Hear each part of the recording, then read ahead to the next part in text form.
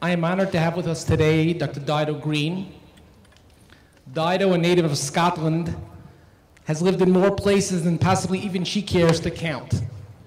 She danced for the Royal Ballet and then began her way in the field of neuroscience.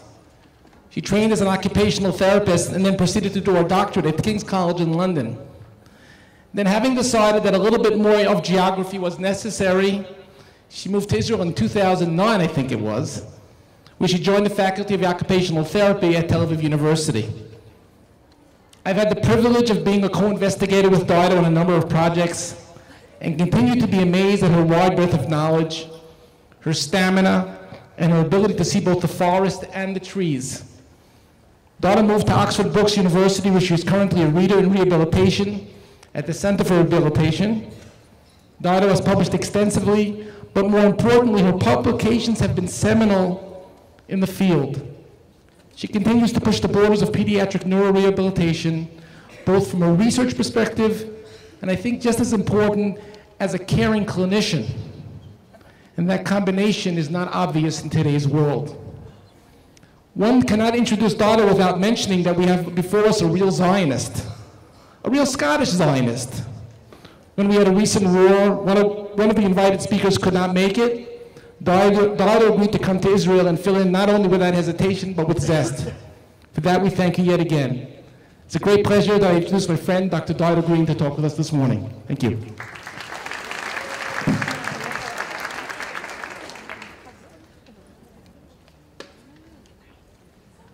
תודה רבה לכולם.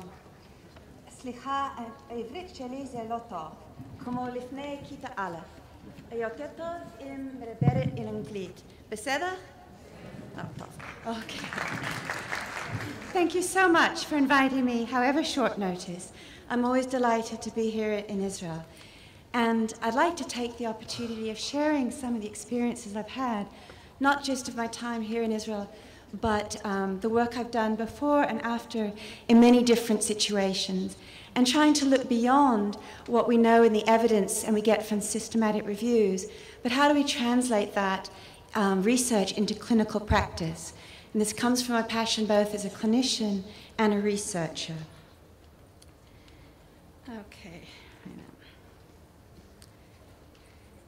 just have to sort the page down. There we go. So I want to be looking at not just what the evidence is, but what does this mean for us? And how do we apply it in clinical practice? So just to start and take a wee brief tour back at what we mean by translational research, this is really described as the process of applying discoveries generated during research in the laboratory and preclinical studies to the development of trials and studies in humans. So as Professor Dobbins was saying, looking at what we can see from the science and how does it reflect in the children we see in front of us, and how do we then extend it to the knowledge of how we can improve and therefore enhance the adoption of best practices in the community. And then looking at translational medicine, the other side of that coin, is how do we transfer basic science to new methods of diagnosis, therapy, and prevention? And for many of us working in the community and as clinicians, as therapists and medical practitioners, how do we translate the results of these clinical trials into everyday clinical practice, and how can we use that to inform health decision-making? So if we look at evidence-based practice, one of the fundamental and basic units of knowledge translation has been considered to be an up-to-date systematic review. This provides evidence of effect beyond chance, beyond just the type of children that get referred to you because you happen to be a specialist in a particular area, but are more extensive results.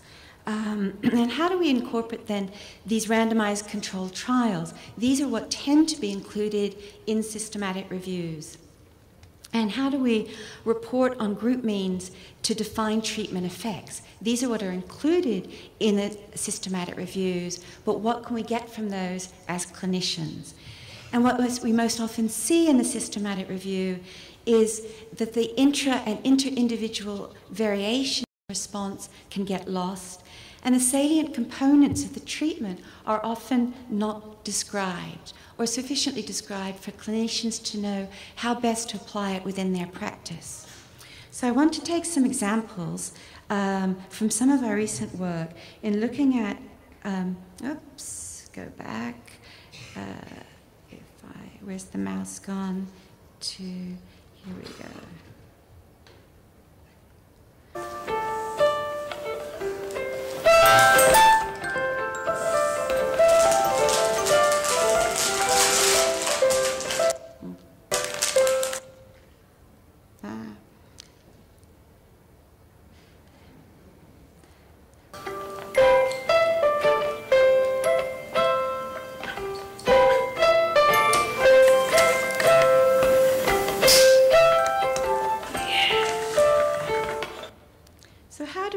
If our treatment then has had an effect.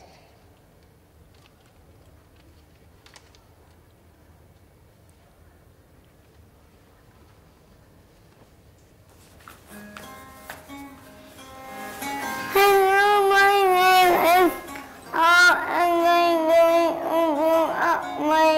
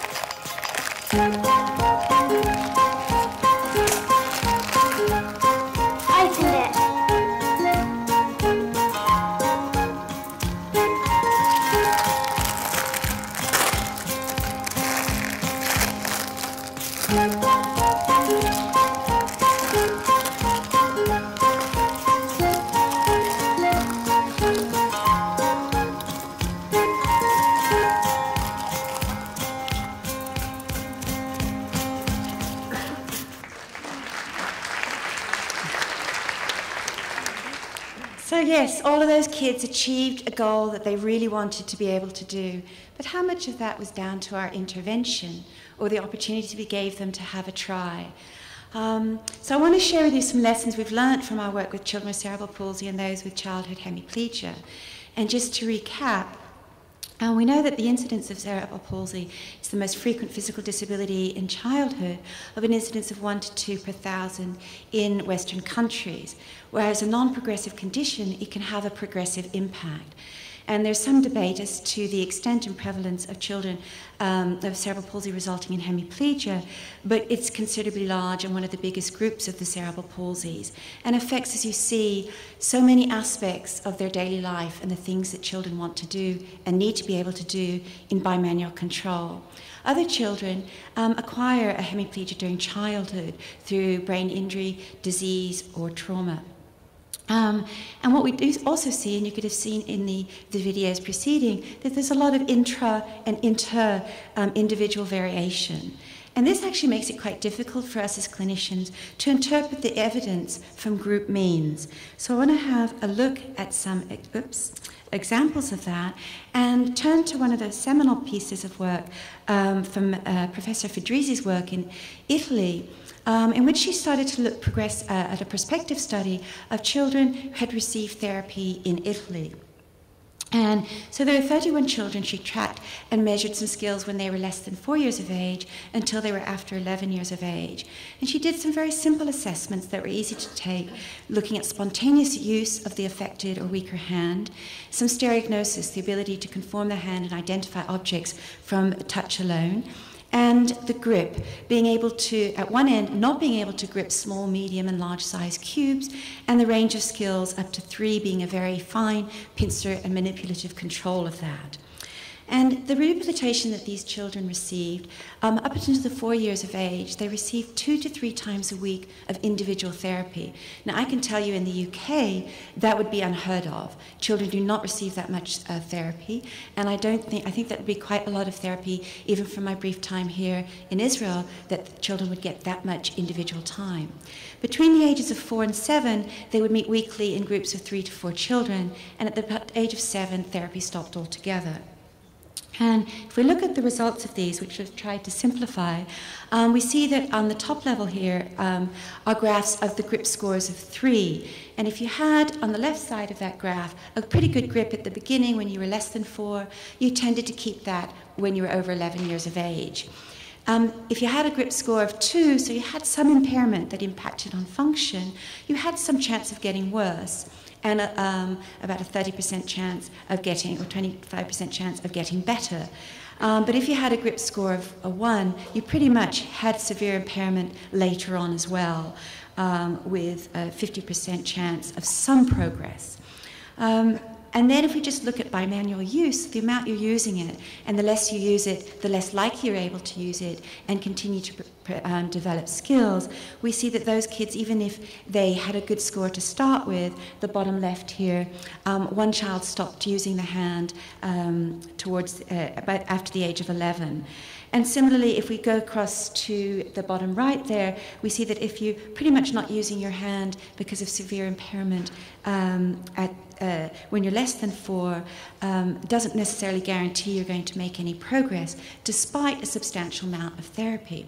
Now, interestingly enough, in this paper, they did discuss the reasons for that, and what they showed is that only those children who'd had and received and taken advantage of that amount of therapy were able to maintain the skills they had.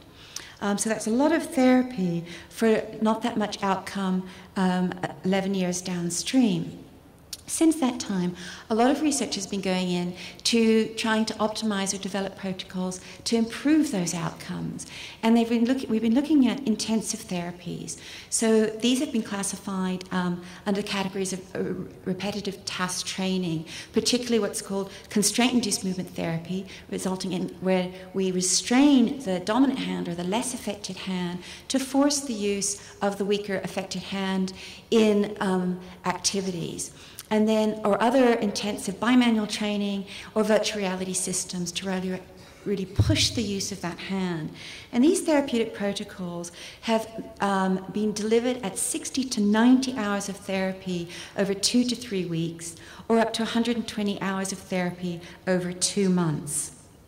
And if we look at some of these results, this was from the work, an initial paper from Ann-Christine Eliasson's group from the Karolinska Institute in Stockholm in 2005, and a rather seminal paper because she modified the original constraint effect and showed that with 120 hours spread over 2 months of a home-based program, so 2 hours a day of constraint, restraining the dominant hand in a splint, where parents delivering at this home with weekly support from a therapist, she showed a significant group effect that was maintained at 6 months following the intervention with those children who'd received the constraint therapy having made the most progress.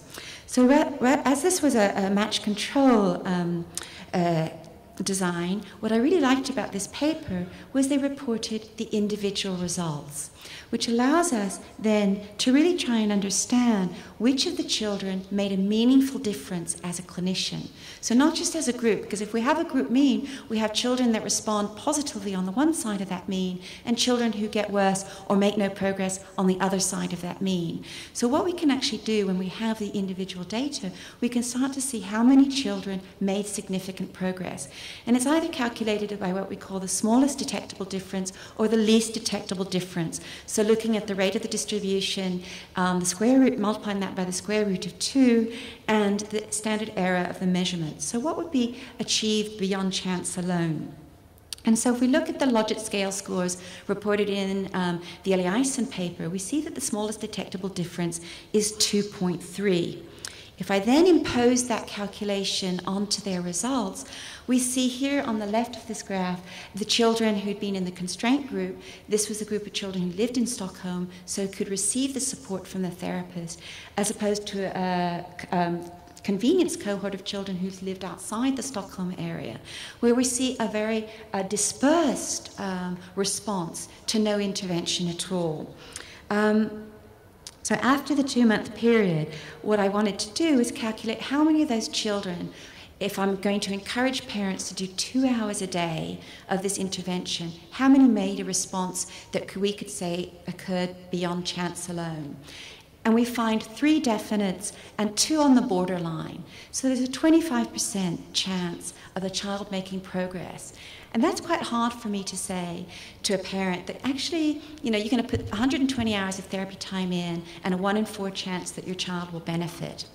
And I remember setting up a treasure kit for my constraint program as a clinician, and it was toys that you could only use with one hand. And if you've ever tried looking out for these toys, they're very difficult. Even as a creative occupational therapist, I had a hard time filling my treasure kit. But I'd built a treasure kit that would only come out at the constraint times. And I had a little family, a very dedicated family who really wanted to try this out with a little boy of 3 years old. And the father phones me up after a week, and he said, you know, an hour is a very long time. 10 minutes is even longer. This was really frustrating for his child, and a very difficult intervention to adhere to. So what fascinated me by the Eliasson paper was, who is this child who didn't receive any therapy at all, and how did she make a clinically meaningful difference? So Ann-Christine chased this family up for me, and they found out that they'd so enjoyed the assessment, which had been the assisting hand assessment, which is a nice group of activity games designed to provoke the use of 2 hands, and a lot of the items in this were toys available from IKEA. IKEA being a Swedish company, what do this family do? But they go off to their local IKEA and purchase a lot of bimanual toys and have 2 months having a lot of good time with their child. And they don't need the therapist at all, they just need IKEA. Yes, well, when I was here, of course, IKEA burnt down in rather spectacular fashion. I'm not sure whether I was pleased or... anyway, that's the IKEA syndrome. And then what I really liked also about this paper was they took their group means and started to look at what were factors that might have influenced those responses, not just IKEA. And what we see here, we had one child who received 120 hours of constraint, the one on the far right, who actually did not make much progress. And we had 2 children receiving less than 20 hours of therapy, of constraint, one of whom made nearly 3.5 logits difference, so nearly 2 smallest detectable change levels of difference with very little intervention.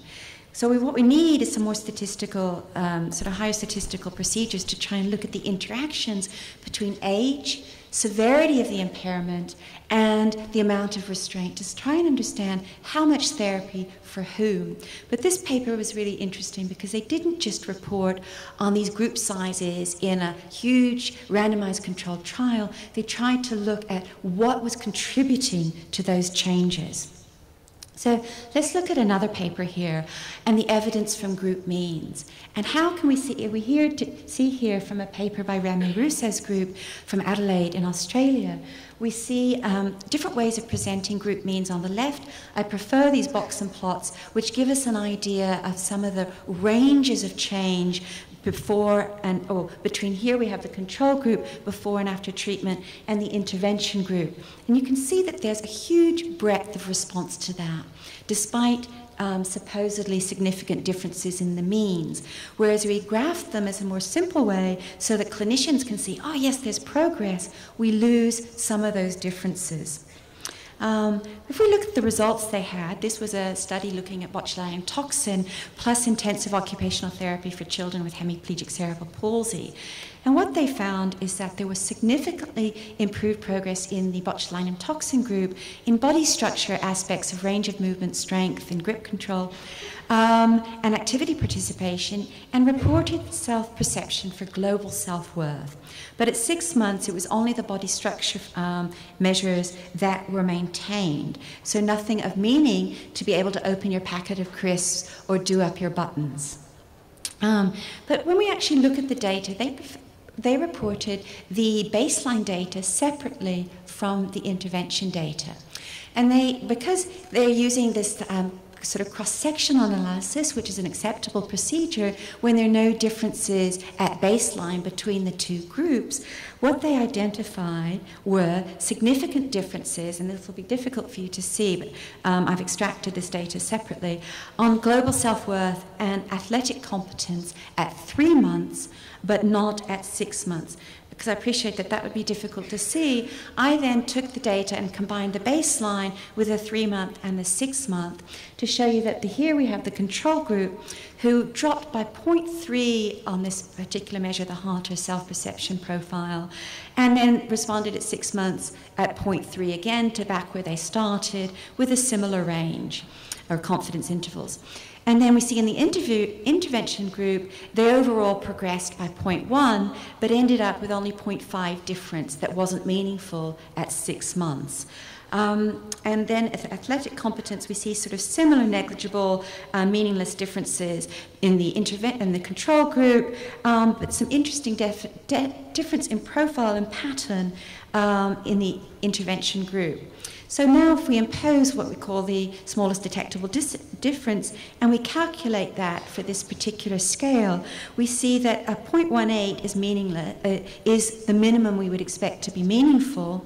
And there were some meaningful changes in the intervention group, but because they weren't different between the two groups, or they were used differently, but overall, pretty much this is meaningless results. If you just look at these all in isolation. But when we plot them, we see an unusual result that wasn't reported in the paper, that the children who were in the intervention group on athletic confidence, so the solid red line below, made significant progress between the 3-month and the 6-month outcome. And that would be hard put to attribute to the intervention alone. But when we look at a complex, in my talk later on, I'll be looking at the more complex relationship between self-competence or perceptions of competence and confidence and how you feel about yourself. But this leads me to another way we could possibly look at the evidence and thinking about, well, what about comparing the range of scores? And how do we incorporate the outliers? So now interquartile ranges try and accommodate for that breadth of range, but you do lose the outliers on the outside of that, but you capture more than just the mean. So here's a very interesting study just published in Clinical Rehabilitation, a randomized single-blind crossover design, one of the studies that is likely to be included in a future systematic review, in using individually targeted physical therapy for children with cerebral palsy. And they showed no significant changes in gross motor function. But in the individualized therapy, they did find some step and stride length differences after the individualized program. Again, this little figure, the table at the top, and if I ask my clinical colleagues in the audience, many of us, I know, would not really look in detail at that table, no matter how big I enlarged it.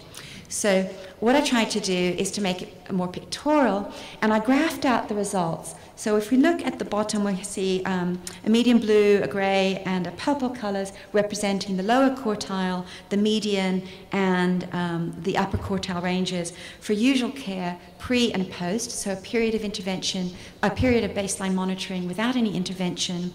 The green, red, and yellow representing a general therapy program, and the upper two lines representing the individualized therapy program. If we look at these results, they found a significant difference here, or no difference here, sorry, in sitting and standing and walking on the GMFM, but we see actually that the lower quartile has gone down, so some children must have got worse if we see here that the median has gone up. So the intervention may have had an effect for some children, but the overall results were mitigated or offset by some children getting worse. And similarly, in usual care, we might find that actually some children must have made some progress without any therapy at all because the median has gone down. So the means can be quite misleading. But also what's really difficult for therapists is trying to understand what makes the therapy effective at a clinical level. And how do we encourage and support adherence to therapy program, especially if 10 minutes is longer than an hour? And how do we help generalize to daily living skills? So what's really working in the therapy? How is it working? When does it work? And importantly, as a clinician, sometimes I think, the motor disorder or the autism or some other feature of the difficulty is the least of the child's problem. It's their psychosocial and overall well-being that has the most important impact on how they're going to achieve in later life. And because of the variations in practice, in my postdoctoral work, I started to look at virtual reality, thinking at least we know we can control some of the factors in our therapy interventions. And virtual reality has a number of different faces. It's not just shoot 'em up games. We can do quite a bit of, with modern technology, trying to engage children in therapy protocols. So this was a really interesting paper, again from about nearly 10 years ago, where a group in Korea took just one child and reported on the cortical reorganization following using an off-the-shelf virtual reality program, the Sony eye system here. And what you see, they were trying to look at improved hand function, but in so doing, they put a glove on the child's hand and to track movements. And the movements were simple reaching and targeting, such as catching birds or placing objects on a moving ramp, or the most popular, as you can imagine, was being goalie and the football team. And what they found, interestingly enough, were really quite useless functional results. So the only result of difference was being able to hit a ball, reach out and hit a ball with a target. So one of the items from the Brunick-Ozoretsky test of motor proficiency, the original version, where there's a swinging ball and you just have to target it. And for the life of me, I can't think of that many functional activities in which that skill is going to do the child a lot of good. Except in one or two, maybe baseball. And we had some nice discussions about baseball over dinner. So I'm thinking this child is now ready possibly to join the junior league. But no other activity did he make any progress after an hour a day for a month. They did, however, find some interesting cortical reorganization on neuroimaging. So I was intrigued and I wanted to take the gloves off, and working with Peter Wilson, who you see in the back, he has developed an augmented reality tabletop system in which the object is embedded in the virtual reality. So children are moving and handling real objects. So I adapted this to our work with children with hemiplegia, and we see here, if I can get this video to work, it's very nice script today. Sorry, I hid it cleverly behind the picture, and so we can't see her moving within that on the tabletop.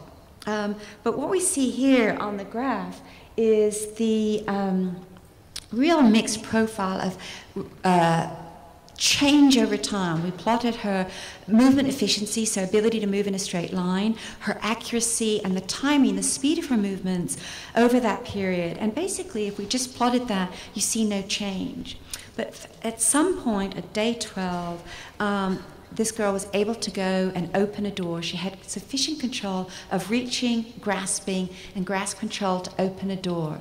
And she spent the rest of the day confounding my research by going and opening doors for everybody in the children's hospital, which was great. She applied her new skill with vigor and enthusiasm.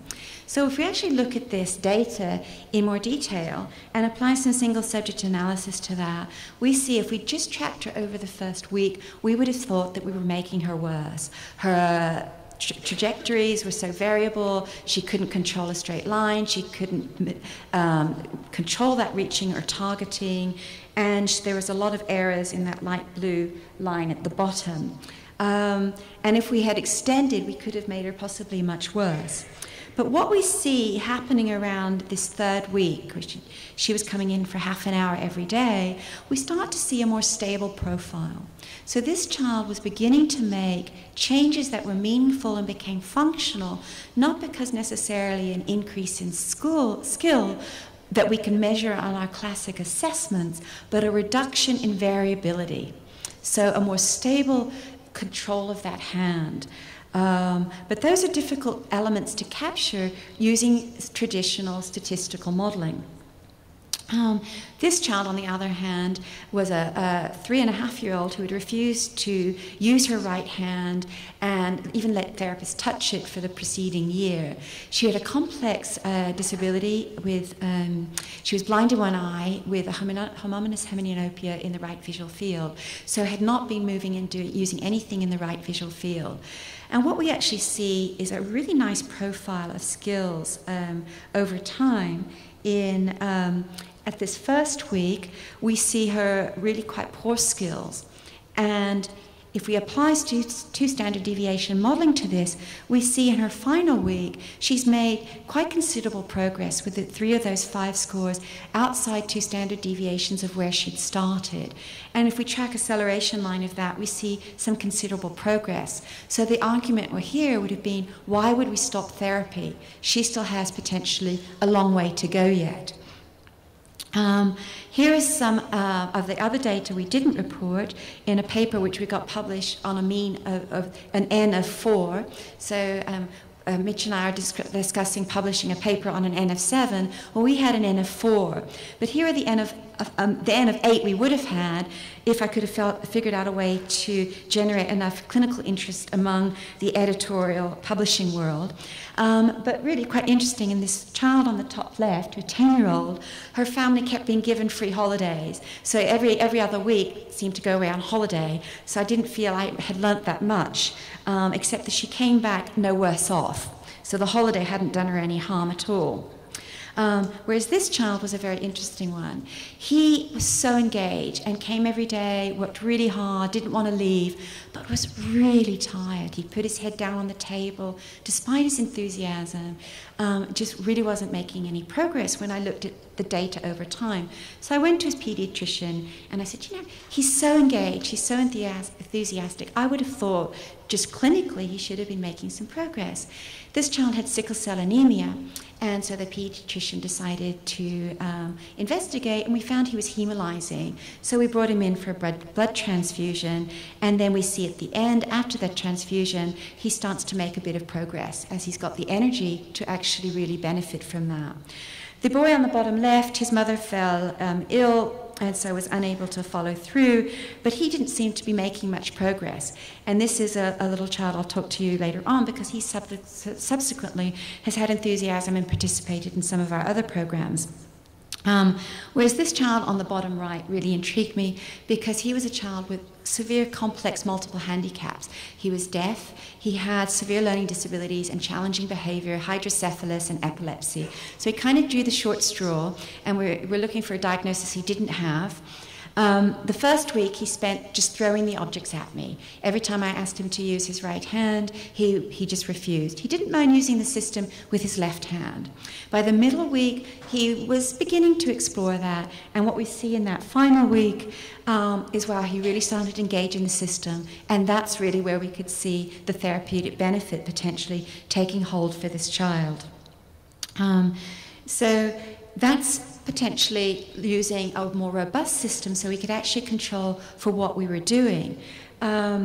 However, what we wanted to try and do is look at some best responders. So I'm going to move to some of the research we started here with Dr. Schertz and others at Tel Aviv University and the Ichilov Hospital in Tel Aviv, in trying to look at who are the best responders and trying to unpick if we're going to give intensive therapies that we can give these to the right children.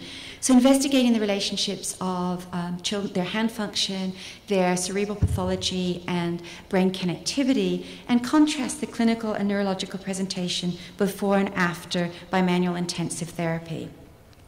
And our assessments were quite comprehensive, doing a number of hand function assessments and structural imaging, functional MRI, and diffusion tensor imaging. Our intervention involved a 2-week summer camp. So children came for 10 days, 6 hours a day, over a 12-day period. And the staffing ratio was about 2 adults to 3 children, using lots of the physio and occupational therapy students at Tel Aviv University. In the morning, they learned magic tricks that had all scaled up for bimanual control. And in the afternoon, they started to apply that by costume design, making costumes and equipment to put on a magic show on the final day. I'll just share with you.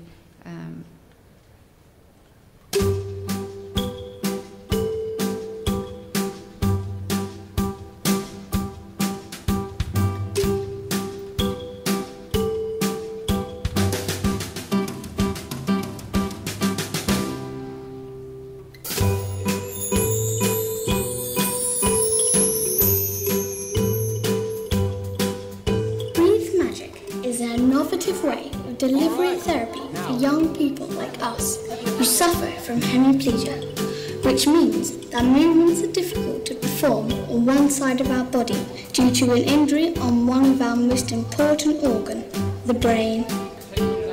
During 10 days, or 60 hours, or 3,600 minutes, we learn specially adapted magic tricks that have been designed by magic circle magicians alongside occupational therapists.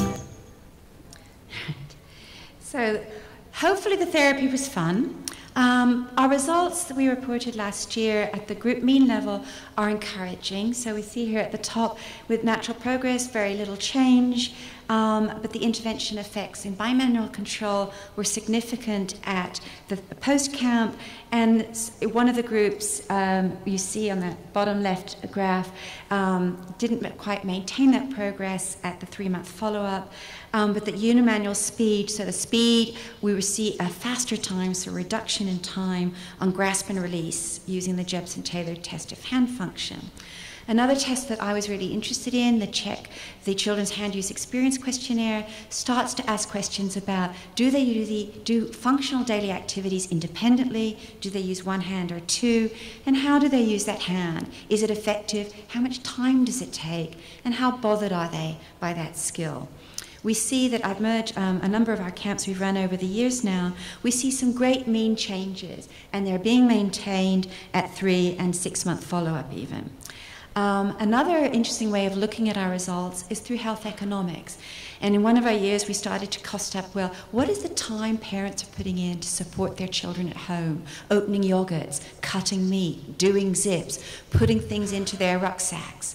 And I don't know where families found this extra time. They're starting the camps, you'll see, they're putting in an extra of 8 hours a day. Now, how many of you as parents have an extra 8 hours to find?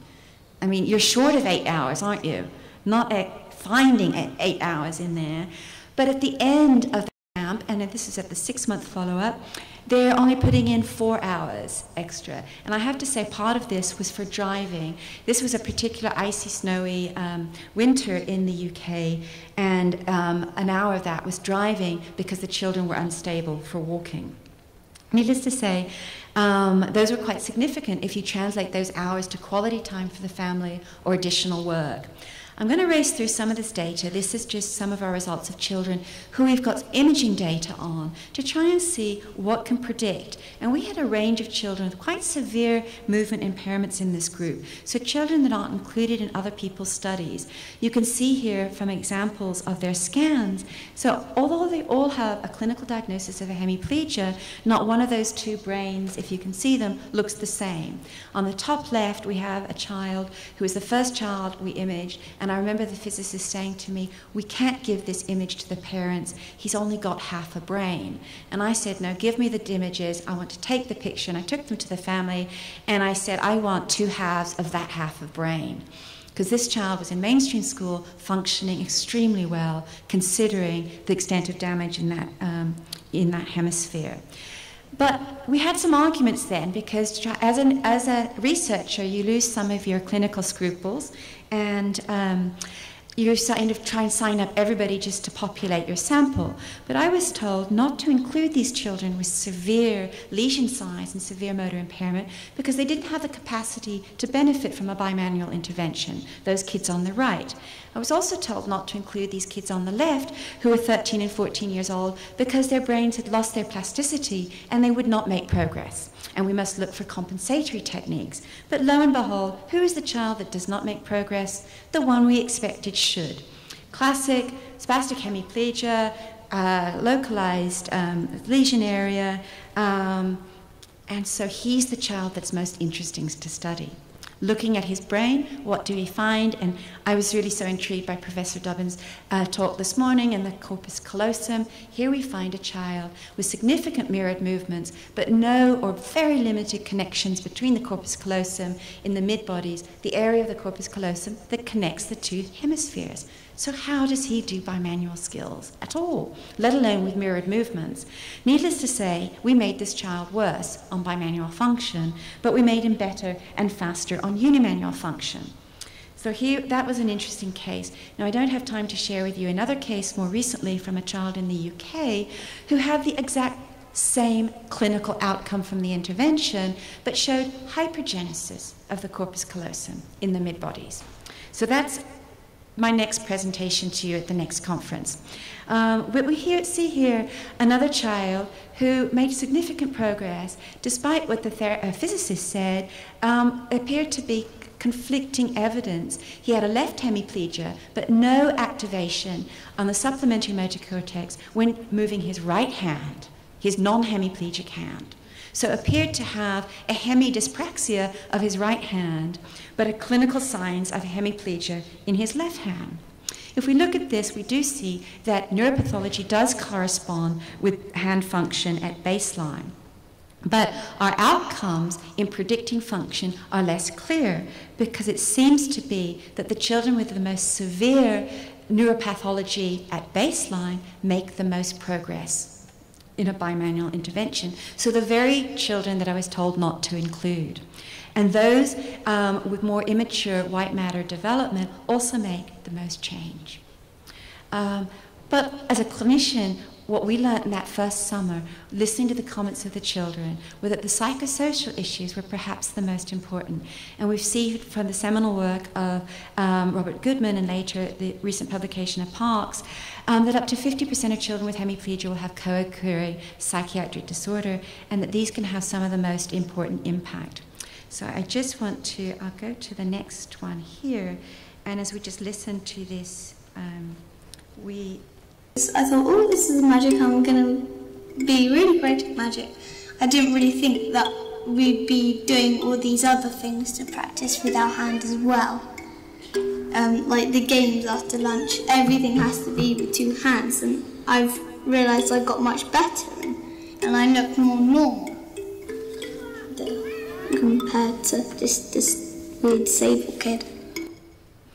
So, those comments, she didn't want to be this weird disabled kid, led us to start to look, and we see on the right a graph trying to understand the sense of hope and positiveness.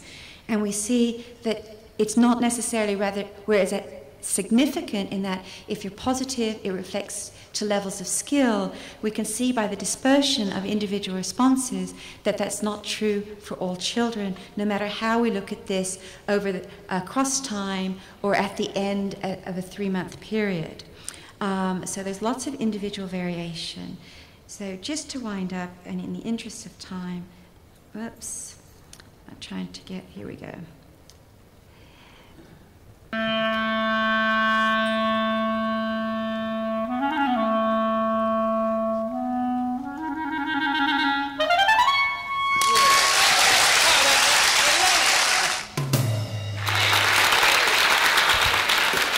It's amazing.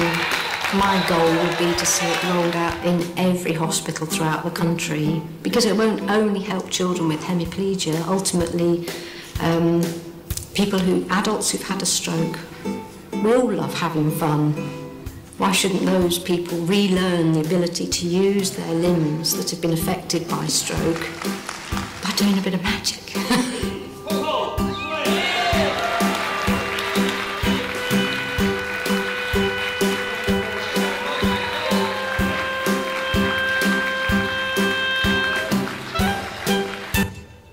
So these kids had the confidence to get on stage and perform magic tricks using both hands. Some of those kids had hidden their hand in their pockets for up to 6 years before they attended the camp. So now, just to finish, what I'd like to do is perhaps turn our thinking around and looking at applications of the evidence for individuals. Some of us are familiar with this traffic light system and the tremendous systematic reviews that have been done that suggest that if they're showing good evidence for some studies, marginal weak evidence for others, and no evidence in other areas.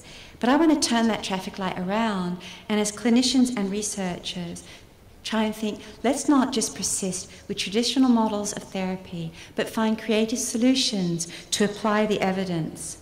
And look beyond the group means, look beyond what's in those systematic reviews and randomized controlled trials to consider single subject designs, but also the learning profiles of the children within those studies. So let's move beyond the systematic review and get clinicians and researchers working together to identify strategies and factors that predict treatment response. So thank you from our children, and thank you to you, but let's be looking at clinically meaningful research outcomes.